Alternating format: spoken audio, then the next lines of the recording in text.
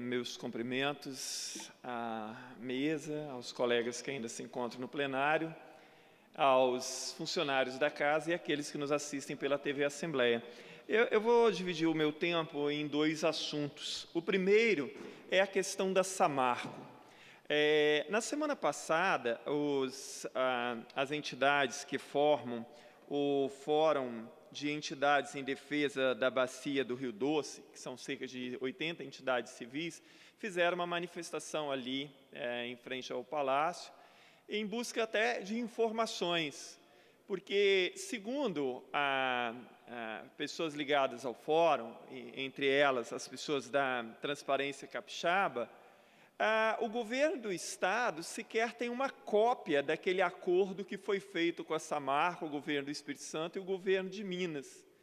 Então, como é que o governo do Estado firmou um acordo, mas ele próprio diz que não tem uma cópia desse acordo? O governo do Estado de Minas até divulgou isso no portal de transparência de lá, mas aqui o governo diz que só a Controladoria... A AGU, na verdade, a Advocacia Geral da União, que tem essa cópia. Isso é incompreensível. As entidades reclamam que esse acordo tem muitos pontos obscuros e muitos analistas começam a achar que isso não vai ser cumprido, que vai acabar no esquecimento. Completamos 5 meses agora da tragédia provocada pela Samarco, que devastou toda a região da Bacia do Rio Doce, e a lama continua chegando. Segundo especialistas, só em 2016, 5 milhões de metros cúbicos de lama desceram da região da barragem para o Rio Doce, porque os diques construídos pela Samarco foram ineficientes para controlar esse vazamento. Portanto, continua se mostrando o descaso, o desprezo da empresa e das autoridades também pelo sofrimento da sociedade. Então, aqui fica registrado que nada está resolvido nesse caso. A Samarco fez uma propaganda muito bonita, tem que olhar os dois lados, mas ela não está olhando o lado que ela prejudicou, o lado que ela destruiu por irresponsabilidade pura, por inconsequência, por não cumprir normas de segurança, por desprezar a sociedade. Essa que é a verdade. E o acordo, nós precisamos estar de olho nele o tempo inteiro, porque há uma grande possibilidade que esse acordo não seja cumprido. Como eu disse, o governo do Estado alega, inclusive, que não tem uma cópia desse acordo. Imagine a seriedade em que isso vai ser cobrado, então. A outra questão que eu gostaria de estar repercutindo aqui é sobre toda essa crise que ocorre no Brasil hoje, né? A população, em meio a isso, parece completamente perdida. Tem-se observado ali a interferência, né, em pedido de impeachment ou não, por parte do STF, ministros que dão uma sentença, uma liminar, e interfere ali no Legislativo e vice-versa. Enfim, nós vemos isso aqui também no Espírito Santo, né, o quanto o Executivo tantas vezes interfere nas decisões aqui do Legislativo, e a população fica perdida em meio de tudo isso.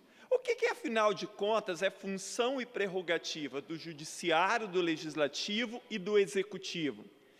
Talvez, nesta crise, fosse a oportunidade para a população estudar um pouquinho mais, pesquisar um pouquinho mais, para entender e conhecer o que, afinal de contas, é de responsabilidade do Legislativo, do Executivo e do Judiciário. Porque, óbvio, há uma promiscuidade muito grande entre os poderes públicos, muitas vezes, e a população, ela se perde em meio disso, né? Quando se pensou a tripartição de poderes, quando Montesquieu versou sobre isso, ele deve hoje, quando vê o que acontece muitas vezes no Brasil, como há a interferência de um poder no outro e a promiscuidade existente entre esses poderes, Montesquieu deve se revirar no caixão, né? Porque quando ele pensou a independência e a harmonia entre os poderes, deputado da Vitória, ele não pensou nesse tipo de coisa. porque harmonia nada tem a ver com subserviência. São coisas muito diferentes. É muito claro quando se fala em tripartição de poderes. Independência entre poderes. Harmônicos, mas independentes. E independência pressupõe, não é a mesma coisa que autonomia. Então, a independência, ela pressupõe a não subordinação, porque isso fere o princípio legítimo da tripartição dos poderes. Agora, seria muito importante que a população estudasse agora um pouquinho mais, que ela entendesse o que cada poder efetivamente deve fazer e como deve fazer. Em meio a essa confusão toda, e também essa corrupção generalizada que parece que toma conta do país, cresce nesses momentos a ideia, pelo volume de políticos envolvidos nessas operações, e de partidos também, cresce um jargão popular que todos os políticos são iguais, que é tudo farinha do mesmo saco, que político é tudo corrupto, que é tudo ladrão e não sei mais o quê. Esse tipo de discurso ele não ajuda em nada num momento como esse. É claro que há muita gente na política mal intencionada, mas toda vez que a população ela acredita nesta ideia que todo político é corrupto, que todo político é ladrão, isso só contribui com a corrupção e com o aumento da corrupção, e não o contrário. Por quê? Quando eu digo que todo mundo é corrupto, os corruptos de verdade, então, se sentem aliviados. Por quê? Bom, se é todo mundo, não está falando de mim, não está me diferenciando, são todos. Mas a partir do momento que a população acompanhasse melhor o trabalho dos políticos e separassem o joio do trigo, ela ia identificar que não são todos iguais, que não são todos da mesma laia, que não são todos ladrões. Então, a população e aqueles que propagam o tempo inteiro essa ideia de que todo político é ladrão e todo político é corrupto, isso acaba tendo um sentido e um efeito contrário daquilo que a pessoa imagina que terá. Essa opinião generalista, ela é muito ruim. Então, às vezes, quando a pessoa fala assim, todos os políticos são ladrões, é tudo igual, e você pergunta a ela assim, sim, então você conhece todos os políticos? Às vezes, a pessoa que está dizendo isso, ela não sabe citar o nome de 5 vereadores da sua cidade. Quiçá acompanhar o trabalho deles e saber se eles não estão tentando trabalhar sério, não estão conseguindo, mas estão tentando.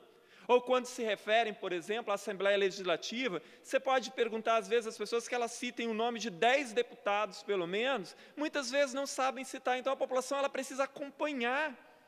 E muitas vezes as pessoas que dizem que ninguém faz nada e que todos os políticos são isso e são aquilo, essa mesma pessoa também não participa de absolutamente nada, muitas vezes nem numa reunião de condomínio para ajudar a melhorar a vida ali do seu próprio condomínio, nem ali ela participa.